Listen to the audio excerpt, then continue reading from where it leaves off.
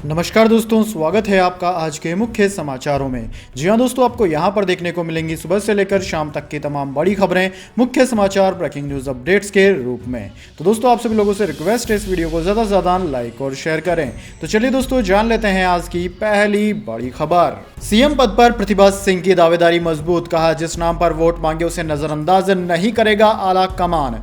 जी हां दोस्तों, हिमाचल प्रदेश विधानसभा चुनाव में कांग्रेस पार्टी ने 40 सीटों के साथ बहुमत का आंकड़ा पार कर लिया है। शिमला में विधायक दल की बैठक से पहले हिमाचल प्रदेश कांग्रेस अध्यक्ष प्रतिभा सिंह ने एक बार फिर मुख्यमंत्री पद की दावेदारी मजबूत पेश की। उन्होंने कहा कि हिमाचल प्रदेश विधानसभा चुनाव में वीरभद्र सिंह के नाम और काम पर वोट मांगे गए। जनता ने वीरभद्र सिंह के विकास मॉडल पर कांग्रेस को सत्ता में लाया। उन्होंने कहा कि आलाकमान भी इस बात को जान ले और मुख्यमंत्री पद पर विचार करते हुए आलाकमान इस बात को नजरअंदाज नहीं करेगा। हिमाचल प्रदेश विधानसभा चुनाव में बहुमत मिलने के बाद कांग्रेस शिमला स्थित राजीव भवन में महत्वपूर्ण बैठक करने जा रही है। दोस्तों, बैठक में सभी 40 विधायक अपने नेता का चुनाव करेंगे। विधायकों की पसंद के अलावा आलाकमान की मोहर पर ही मुख्यमंत्री का नाम फाइनल किया जाएगा। माना यह भी जा रहा है कि विधायक सर्वसहमति से मुख्यमंत्री चुनने का फैसला केंद्रीय आलाकमान पर छोड़ सकते हैं। इसके बाद दोस्तों, अगली बड़ी खबर। महाराष्ट्र में लव जिहाद पर कानून लाने की तैयारी में शिंदे सरकार। श्रद्धा हत्याकांड के बाद लिया गया फैसला। जी हां दोस्तों, श्रद्धा हत्याकांड का आरोपी आफ्ताब पूनावाला इन दिनों दिल्ली की तिहाड़ जेल में बंद है और दिल्ली पुलिस अभी इस मामले की जांच कर रही है। इस मामले को लव जिहाद से भी जोड़ा जा रहा है। अब महाराष्ट्र की एकनाथ शिंदे सरकार लव जिहाद पर कानून लाने की तैयारी कर रही है। इस मामले की जानकारी उप मुख्यमंत्री देवेंद्र फडणवीस ने दी है। महाराष्ट्र के उप मुख्यमंत्री और गृह मंत्री देवेंद्र फडणवीस ने कहा कि उनकी सरकार लव जिहाद के कानून पर स्टडी कर रही है। अलग अलग राज्यों में इसको लेकर किस तरह के कानून है, इसके आधार पर आगे का निर्णय लिया जाएगा। कुछ दिनों पहले महाराष्ट्र में बीजेपी विधायक राम कदम ने श्रद्धा हत्याकांड की जांच लव जिहाद एंगल से करने की मांग भी की थी। बीजेपी विधायक ने दिल्ली पुलिस कमिश्नर संजय अरोड़ा को पत्र लिखा था। इस पत्र में उन्होंने कहा था कि अगर वह आरोपी केवल मामूली कमाई कर रहा था तो वह पैसा कैसे इकट्ठा कर रहा था, इसकी पूरी जांच होनी चाहिए। अब तक जो जानकारी सामने आई है वह लव जिहाद की ओर इशारा करती है। दिल्ली पुलिस को इस नजरिए से जांच के लिए एक विशेष टीम बनानी चाहिए। इसके बाद दोस्तों, अगली बड़ी खबर। सीएम योगी की बदमाशों को चेतावनी। आज एक चौराहे पर कोई बहन बेटी को छेड़ेगा तो पुलिस अगले पर उसे ढेर कर देगी। जी हां दोस्तों, उत्तर प्रदेश के सीएम योगी आदित्यनाथ शुक्रवार को कानपुर पहुंचे। यहां वीएसएसडी कॉलेज ग्राउंड में प्रबुद्ध जन सम्मेलन को संबोधित करते हुए उन्होंने बदमाशों को खुली चेतावनी दी और कहा कि अब कोई अपराधी जो पहले एक चौराहे पर बहन बेटी को छेड़ता हो, दूसरे चौराहे पर डकैती डालने का दुस्साहस करता हो, अब नहीं कर पाएगा, क्योंकि सीसीटीवी कैमरा एक एक गतिविधि को कैद करके रखेगा। योगी ने कहा कि अगर किसी ने एक चौराहे पर शरारत की या डकैती डाली तो अगले चौराहे पर भागने से पहले ही वह सारी तस्वीरें कैद हो जाएंगी। अगले चौराहे पर पहुंचते पहुंचते पुलिस उसको ढेर कर चुकी होगी। सीएम योगी ने कहा कि कानपुर ने अपने उद्योग के लिए पहचान बनाई। कुछ लोगों की नजरें कानपुर पर रही और यह शहर दुर्व्यवस्था का शिकार हो गया। कानपुर की पहचान मोक्षदायिनी के रूप में बनी है। इसके बाद दोस्तों, अगली बड़ी खबर। राहुल गांधी ने एमपी की 3 बेटियों को हेलीकॉप्टर में घुमाया। उज्जैन में किया था वादा, राजस्थान में पूरा किया। स्टूडेंट बोली हमेशा याद रहेगा। जी हां दोस्तों, राहुल गांधी ने भारत जोड़ो यात्रा के दौरान एमपी की 3 स्टूडेंट्स से किया वादा 10 दिनों में ही पूरा कर दिया। कांग्रेस के पूर्व राष्ट्रीय अध्यक्ष राहुल गांधी अपनी भारत जोड़ो यात्रा में इन दिनों राजस्थान में है। गुरुवार को यात्रा की बूंदी जिले में एंट्री हुई। कोटा में यात्रा कंप्लीट होने के बाद राहुल सीधे बूंदी के कुंडली में बनाए गए हेलीपैड पहुंचे। वहां एमपी के उज्जैन की 3 स्टूडेंट राहुल गांधी के इंतजार में बैठी थी। वे राहुल गांधी के साथ हेलीकॉप्टर की राइड करने आई थी। दरअसल दोस्तों, 29 नवंबर को उज्जैन में यात्रा के दौरान राहुल गांधी ने 11वीं की स्टूडेंट शीतल, अंतिमा और 10वीं में पढ़ने वाली गिरिजा से मिले थे। इनसे राहुल ने उनके ड्रीम करियर को लेकर बात की। उनसे पूछा कि स्कूल के बाद पढ़ाई के अलावा उनके और क्या क्या ड्रीम है। बातों ही बातों में इन छात्राओं ने राहुल से उनके साथ हवाई यात्रा करने की भी इच्छा जताई थी। उस समय राहुल ने तीनों से वादा किया था कि आपको जल्द हवाई यात्रा करवाऊंगा। इसके बाद दोस्तों, अगली बड़ी खबर। बीएसएनएल के करोड़ों ग्राहकों की बल्ले बल्ले, सरकार ने बताया कब से मिलेगी 5G सर्विस। जी हां दोस्तों, जियो और एयरटेल जैसी दिग्गज निजी टेलीकॉम कंपनियों ने देश के अलग अलग सर्किल में 5G सर्विस शुरू कर दी है। दोनों ही कंपनियों ने नए साल में देश में 5G सर्विसेज को शुरू करने का ऐलान किया है। ऐसे में कुछ लोगों को यह चिंता सता रही है कि 5G का रिचार्ज 4G के मुकाबले महंगा होगा, लेकिन इस पर टेलीकॉम कंपनियों की तरफ से बताया गया कि दोनों की कीमत लगभग एक जैसी होगी। इस बीच केंद्रीय टेलीकॉम मिनिस्टर अश्विनी वैष्णव ने सरकार के ओनरशिप वाली BSNL ग्राहकों को बड़ी खुशखबरी दी है। टेलीकॉम मिनिस्टर ने बताया कि 4G बेस्ड टेक्निक को आने वाले 5 से 7 दिनों में 5G में अपडेट कर दिया जाएगा। उन्होंने बताया कि BSNL के देश भर में मौजूद 1.35 लाख टावर्स में 5G को शुरू किया जाएगा। इसके बाद दोस्तों अगली बड़ी खबर, सभी नागरिकों को भोजन उपलब्ध कराना सरकार की है जिम्मेदारी। गहलोत ने सुप्रीम कोर्ट की टिप्पणी का किया स्वागत।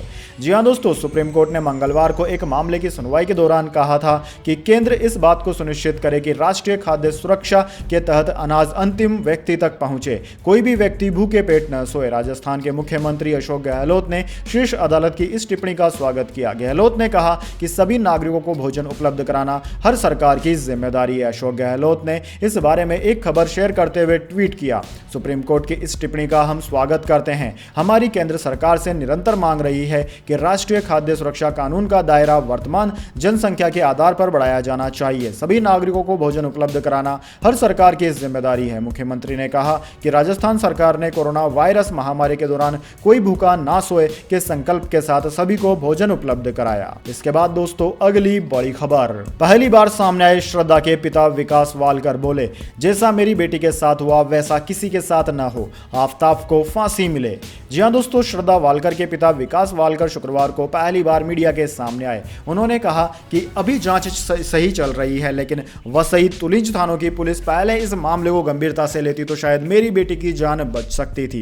विकास ने कहा कि मैं नहीं चाहता जैसा मेरी बेटी के साथ हुआ वैसा किसी और के साथ हो। मैं अपनी बेटी के लिए न्याय चाहता हूं, इसलिए उसके हत्यारे आफ्ताब को फांसी मिले। मैंने अपनी बेटी से बात करने की कोशिश की, लेकिन पिछले 2 साल में उसने मुझे कोई जवाब नहीं दिया। मुझे कभी नहीं बताया गया कि मेरी बेटी के साथ क्या हो रहा है। उन्होंने बताया कि आखिरी बार मेरी श्रद्धा से 2021 में बात हुई थी। उसने बताया वह बेंगलुरु में रहती है। मैंने 26 सितंबर को आफ्ताब से बात की और बेटी के बारे में पूछा तो उसने कोई जवाब नहीं दिया। इसके बाद दोस्तों अगली बड़ी खबर, दिल्ली से जयपुर, हरिद्वार, अमृतसर तक का सफर सिर्फ 2 घंटे में, नितिन गडकरी ने बताया अपना प्लान। जी हां दोस्तों, केंद्रीय मंत्री नितिन गडकरी ने शुक्रवार को एजेंडा आज तक 2022 के महामंच पर देश के रोड इंफ्रास्ट्रक्चर पर बात की। इस दौरान उन्होंने यह दावा किया कि मैं जिस तरह से देश में सड़कें बना रहा हूं, 2024 साल के अंत तक मैं देश के रोड इंफ्रास्ट्रक्चर को अमेरिका के बराबर लाकर खड़ा कर दूंगा। नितिन गडकरी ने बताया कि वे दिल्ली के आसपास करीब 60,000 करोड़ की सड़क बना रहे हैं। देश में 26 ग्रीन हाईवे बना रहा हूं। उन्होंने कहा कि मैं आपको दिल्ली से जयपुर, दिल्ली से हरिद्वार, दिल्ली से कटरा, दिल्ली से अमृतसर, दिल्ली से देहरादून 2 घंटे में ले जाऊंगा। मैं आपको दिल्ली से मुंबई 12 घंटे में ले जाऊंगा। उन्होंने कहा कि यह हाईवे में इस साल दिसंबर के अंत तक शुरू करने की कोशिश कर रहा हूं। सवालों जवाबों के दौर के बीच उन्होंने दावा किया कि वह 2024 के अंत तक यूपी, बिहार समेत पूरे देश के रोड इंफ्रास्ट्रक्चर को अमेरिका के बराबर ले आएंगे। उन्होंने कहा कि मैं जब भी कहीं जाता हूं और कहता हूं कि मैं यहां सड़क बना दूंगा तो विपक्ष में बैठे लोग भी कहते हैं कि मैं यह कह रहा हूं तो करके दिखाऊंगा। वैसे दोस्तों, नितिन गडकरी की बात से आप कितने सहमत हैं? क्या आपको लगता है कि बीजेपी सरकार में नितिन गडकरी सबसे ज्यादा कर्मठ मंत्री हैं? इसके बाद दोस्तों अगली बड़ी खबर, उड़ानों पर पड़ी चक्रवाती तूफान मैंडूस की मार, चेन्नई एयरपोर्ट से कई फ्लाइट्स हुई कैंसिल। जी हां दोस्तों, तमिलनाडु में खराब मौसम का असर उड़ानों पर पड़ रहा है। खराब मौसम के कारण शुक्रवार को चेन्नई हवाई अड्डे पर कई उड़ानें रद्द की गई। चेन्नई एयरपोर्ट अथॉरिटी ने यह जानकारी दी। तमिलनाडु में भारी बारिश हो रही है क्योंकि चक्रवाती तूफान मैंडूस आज आधी रात को चेन्नई तट के पास से गुजरने वाला है। चक्रवात मैंडूस के 9 दिसंबर की मध्य रात्रि को 65 से 70 किलोमीटर प्रति घंटे से लेकर 85 किमी प्रति घंटे की अधिकतम हवा की गति के साथ गुजरने की संभावना है।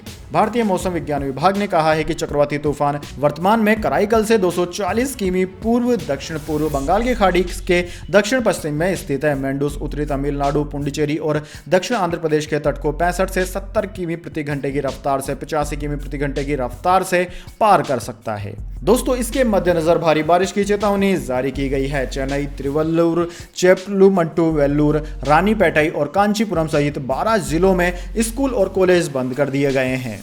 इसके बाद दोस्तों अगली बड़ी खबर, 379 अंक फिसलकर 62,181 पर बंद हुआ सेंसेक्स। निफ्टी 18,496 पर पहुंचा। HCL 6% टूटा। जी हां दोस्तों, हफ्ते के आखिरी दिन शेयर बाजार गिरावट के साथ बंद हुआ। सेंसेक्स 379 अंकों की गिरावट के साथ 62,181 के स्तर पर बंद हुआ। कारोबार के दौरान इसमें 600 अंकों से अधिक की गिरावट दर्ज की गई और यह 62,000 के नीचे फिसल गया। निफ्टी 112 अंकों की गिरावट के साथ 18,496 के स्तर पर बंद हुआ। कारोबार के दौरान दौरान यह 18,410 के स्तर पर फिसला। दोस्तों बैंक निफ्टी 43,633 के नए ऑल टाइम हाई पर बंद हुआ। कारोबार के दौरान यह 43,800 के पार पहली बार 43,848 अंकों तक पहुंचा। रुपए में 15 पैसे की मजबूती दर्ज की गई और यह 82.27 के स्तर पर बंद हुआ। गुरुवार को यह 82.42 के स्तर पर बंद हुआ था। वहीं दोस्तों आज की गिरावट में आईटी, मेटल्स, पीएसयू बैंक और ऑयल एंड गैस का सबसे बड़ा योगदान रहा। निफ्टी आईटी इंडेक्स में तो 3.14% की बड़ी गिरावट आई। आज एचसीएल टेक्नोलॉजी, टेक महिंद्रा, इन्फोसिस, विप्रो, टीसीएस और रिलायंस में सबसे ज्यादा गिरावट रही। इसके बाद दोस्तों अगली बड़ी खबर, इनकम टैक्स भरने वालों की लगी लॉटरी, टैक्स रिफंड के बदल गए हैं नियम, वित्त मंत्रालय ने दी जानकारी। जी हां दोस्तों, केंद्र सरकार की तरफ से टैक्स पेयर्स को बड़ी राहत देने का फैसला लिया गया है। सरकार की तरफ से टैक्स रिफंड को लेकर नए नियम जारी किए गए हैं, जिसका फायदा देश के करोड़ों टैक्स पेयर्स को मिलेगा। इनकम टैक्स विभाग की ओर से इन नियमों को लेकर जानकारी दी गई है। दोस्तों इनकम टैक्स डिपार्टमेंट ने यह जानकारी देते हुए नियमों के बारे में कहा है कि अब से बकाया टैक्स के मुकाबले रिफंड एडजस्ट करने में टैक्स पेयर्स को राहत मिली है। इस तरह के मामलों में टैक्स अधिकारियों को 21 दिनों में फैसला लेना होगा। विभाग के अधिकारियों की तरफ से लिए गए इस फैसले से मुकदमेबाजी में भी काफी कमी आएगी। इसके बाद दोस्तों अगली बड़ी खबर, एलन मस्क का नया बवाल, डिलीट होंगे 150 करोड़ ट्विटर अकाउंट, कहीं आपका तो नहीं। जी हां दोस्तों, टेस्ला के सीईओ एलन मस्क की तरफ से ट्विटर का 44 अरब डॉलर में अधिग्रहण करने के बाद लगातार चौंकाने वाले काम कर रहे हैं। पहले उन्होंने हजारों कर्मचारियों को एक ही झटके में नौकरी से निकाल दिया। इसके बाद उन्होंने एक ईमेल संदेश जारी किया कि ऑफिस के लिए रास्ते में आ रहे या ऑफिस पहुंचने वाले सभी कर्मचारी वापस लौट जाएं। कर्मचारियों को इस तरह नौकरी से निकालने की उनकी दुनिया भर में आलोचना हुई। उन्होंने अपने कर्मचारियों को भेजे ईमेल में कहा था कि आने वाले समय में हमें ट्विटर 2.0 बनाना है। अब एलन मस्क ने एक चौंकाने वाला ट्वीट किया है। उन्होंने अपने ट्वीट में कहा है कि कंपनी की तरफ से जल्द 1.5 बिलियन यानी कि 150 करोड़ ट्विटर अकाउंट को डिलीट करेगा। कंपनी के इस कदम से 150 करोड़ अकाउंट का नाम खाली होगा। उन्होंने अपने ट्वीट में यह साफ किया कि कंपनी की इस प्रक्रिया के तहत ऐसे अकाउंट को डिलीट किया जाएगा जिनसे किसी प्रकार का ट्वीट नहीं किया गया या सालों से उन्हें लॉग इन ही नहीं किया गया है। इसके बाद दोस्तों अगली बड़ी खबर, uniform civil code bill, Rajya Sabha में पेश हुआ समान नागरिक संहिता से जुड़ा प्राइवेट मेंबर बिल, भारी हंगामा। जी हां दोस्तों, राज्यसभा में शुक्रवार को भारत में समान नागरिक संहिता लागू करने से जुड़ा प्राइवेट मेंबर बिल पेश किया गया है। बीजेपी सांसद किरोड़ीलाल मीणा ने इसे पेश किया। बिल को पेश करने के पक्ष में 63 वोट पड़े जबकि विपक्ष में 23 वोट डाले गए। बिल में मांग की गई है कि देश में यूनिफॉर्म सिविल कोड लागू करने के एक national inspection and investigation commission बनाया जाए। कांग्रेस, समाजवादी पार्टी, राष्ट्रीय जनता दल, डीएमके, एनसीपी और टीएमसी समेत तमाम विपक्षी दलों ने बिल पेश करने का जोरदार विरोध किया। बिल को पेश करने का विरोध करते हुए समाजवादी पार्टी सांसद रामगोपाल यादव ने कहा कि मुसलमान अपनी चचेरी बहन से शादी करना सही मानते हैं, क्या हिंदू ऐसा कर सकते हैं? इसलिए सभी धर्मों की अलग अलग परंपरा है। बीजू जनता दल ने वोटिंग में हिस्सा नहीं लिया और सदन से वॉकआउट कर दिया। सरकार की ओर से बोलते हुए केंद्रीय मंत्री और राज्यसभा में सदन के नेता पीयूष गोयल ने कहा कि किसी भी सदस्य को बिल पेश करने और अपने क्षेत्र के मुद्दे उठाने का अधिकार है। उन्होंने विरोध कर रहे सभी पार्टियों से कहा कि बिल पेश होने के बाद जब इस पर चर्चा होगी तब हर पार्टी अपनी बात रख सकेगी। इसके लिए राज्यसभा में बहस होनी चाहिए। वहीं सीपीआईएम के सांसद जॉन ब्रिटास ने विधि आयोग की रिपोर्ट का हवाला देते हुए कहा कि समान नागरिक संहिता की जरूरत नहीं है। इसके बाद दोस्तों अगली बड़ी खबर, खत्म हो रहा है मोदी मैजिक, जीत के लिए करना पड़ा ध्रुवीकरण, चुनाव जीतने के बाद अधीर रंजन का हमला। जी हां दोस्तों, लोकसभा में विपक्ष के नेता अधीर रंजन चौधरी ने 2 राज्यों और 6 विधानसभा उपचुनाव के आए नतीजों के एक दिन बाद बीजेपी पर निशाना साधते हुए कहा कि अब मोदी मैजिक खत्म हो रहा है। अधीर रंजन ने कहा कि लद्दाख में चीनी सेना ने घुसपैठ की और आवास सुविधाओं के साथ 200 से अधिक आश्रय बनाए। हमारी सेना को दूर के क्षेत्रों में गश्त करने की अनुमति नहीं है। अगर ऐसा ही चलता रहा तो सियाचिन ग्लेशियर में स्थित तनावपूर्ण स्थिति हो सकती है। यह जरूरी है कि सरकार G20 का जिक्र करने के बजाय भारत चीन मुद्दे पर चर्चा करे। कांग्रेस के वरिष्ठ नेता ने आगे कहा कि मोदी जी को इस चुनाव से सबक लेना चाहिए। मोदी जी का मैजिक खत्म हो रहा है। उन्होंने आगे कहा कि 3 चुनाव लड़े, 1 में जीते हैं। गुजरात में घर घर गए, इतने विकासशील होने के बावजूद घर घर क्यों गए? सांप्रदायिक ध्रुवीकरण करना पड़ा। मोदी जी का मैजिक उनसे दूर जा रहा है।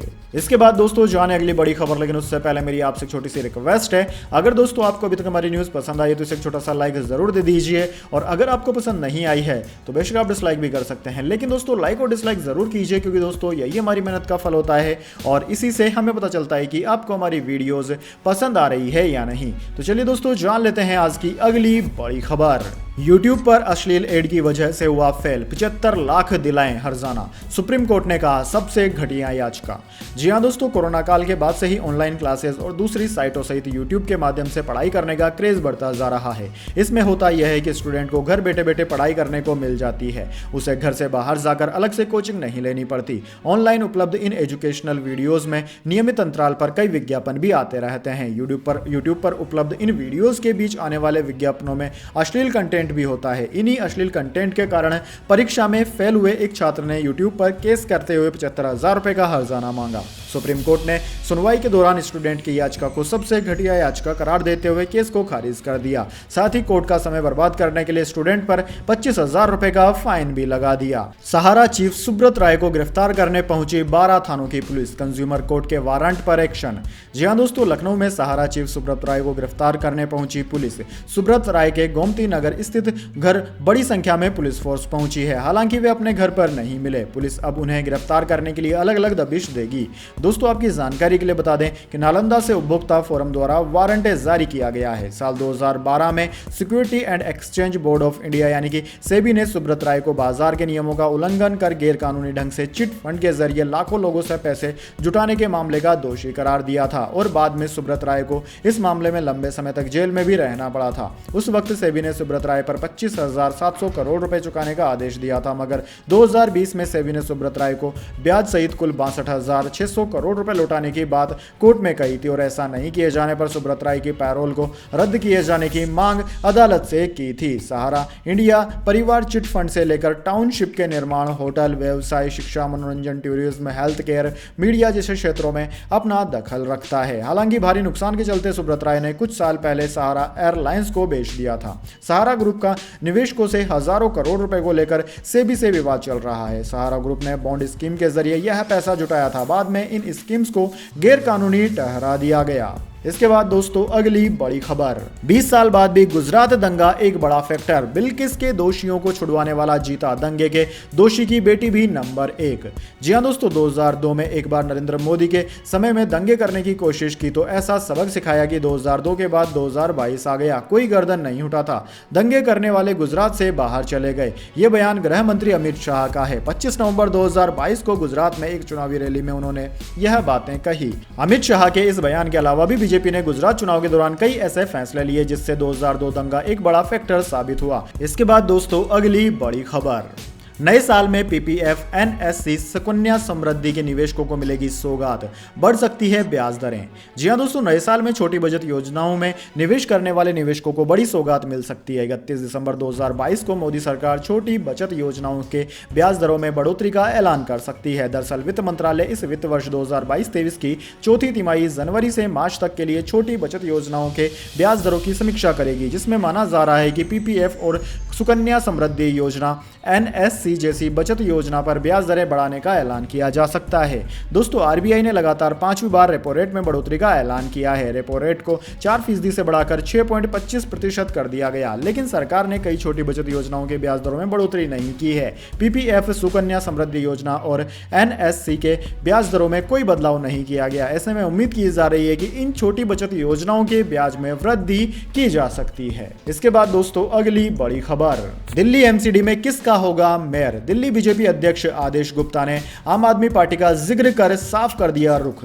जी हां दोस्तों, दिल्ली नगर निगम चुनाव के बाद मेयर किस पार्टी का होगा, यह सवाल इसलिए उठ रहा है क्योंकि एमसीडी रिजल्ट के दिन बीजेपी के कई नेताओं ने दावा किया था कि निगम में महापौर उनका ही होगा। हालांकि अब बीजेपी कह रही कि वो एमसीडी में विपक्ष की भूमिका निभाएगी। दिल्ली बीजेपी अध्यक्ष आदेश गुप्ता ने कहा कि वो दिल्ली नगर निगम में एक सशक्त और जिम्मेदार विपक्ष की भूमिका में होगा। उन्होंने मेयर किसका होगा के सवाल पर कहा कि दिल्ली की जनता ने हमें 40% वोट दिया है। हम बहुत सारी सीटें कम वोटों से हारे हैं। एमसीडी में आम आदमी पार्टी को बहुत बहुमत मिला है, लेकिन हम आम आदमी पार्टी को भ्रष्टाचार नहीं करने देंगे। दिल्ली बीजेपी अध्यक्ष आदेश गुप्ता ने कहा कि वो विपक्ष की भूमिका निभाएंगे। दिल्ली में हमें बहुत अच्छी ताकत मिली है, लेकिन मेयर की बात करें तो मेयर आम आदमी पार्टी का ही बनेगा। जनता ने उनको ही यह हक दिया है। दोस्तों, आपकी जानकारी के लिए बता दें, दिल्ली के 250 सदस्यीय नगर निगम में सिर्फ कांग्रेस को 9 सीटें मिली, आम आदमी पार्टी को 134 और भारतीय जनता पार्टी को 104 सीटें मिली है। इसी के साथ बीजेपी 15 साल बाद एमसीडी की सत्ता से बाहर हो गई है।